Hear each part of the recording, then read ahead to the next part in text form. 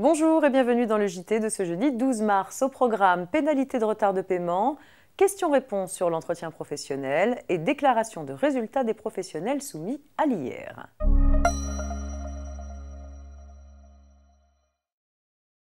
Dans les rapports entre professionnels, les conditions d'application et le taux d'intérêt des pénalités dues en cas de retard de paiement doivent figurer dans les conditions générales de vente. Conformément à cette règle, une société de location de préfabriqués prévoit dans ses conditions générales de location que le défaut de paiement dans les délais convenus entraîne des pénalités de retard équivalent à 1,5 fois le taux légal. La société entend appliquer les pénalités de retard ainsi prévues à une association cliente qui tarde à régler les sommes dues. Pour ce bailleur, seuls les consommateurs sont exclus de l'application des pénalités de retard inscrites dans les conditions générales. Or, l'association n'a pas cette qualité. Mais l'association proteste. D'après elle, les pénalités de retard prévues dans les conditions générales de vente ne sont opposables qu'aux clients agissant dans le cadre de leur activité professionnelle.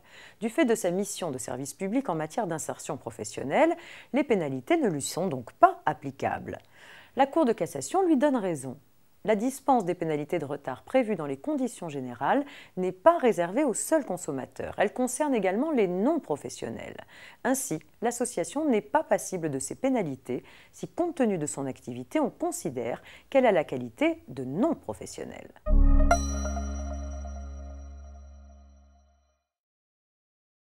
On s'intéresse à présent au document de questions-réponses sur l'entretien professionnel.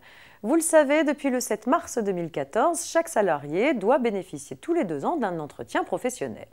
Tous les 6 ans, celui-ci prend la forme d'un entretien professionnel dit d'état des lieux.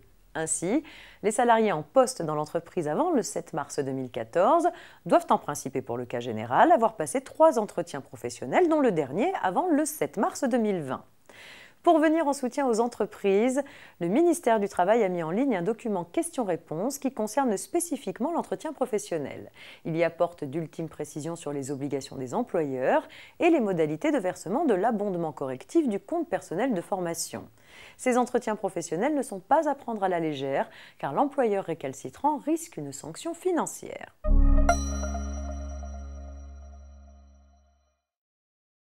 On termine avec une information relative à la déclaration de résultats des professionnels soumis à l'IR.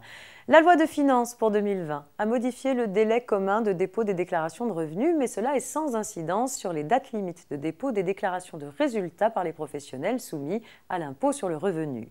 De ce fait, les professionnels soumis à l'IR dans la catégorie des bénéfices industriels et commerciaux, des bénéfices non commerciaux et des bénéfices agricoles doivent déclarer leurs revenus 2019 au plus tard le 5 mai 2020. Cette date est prolongée de 15 jours calendaires pour les utilisateurs de téléprocédure. C'est la fin de cette édition. Bonne journée et à demain vendredi pour un dernier JT avant le week-end.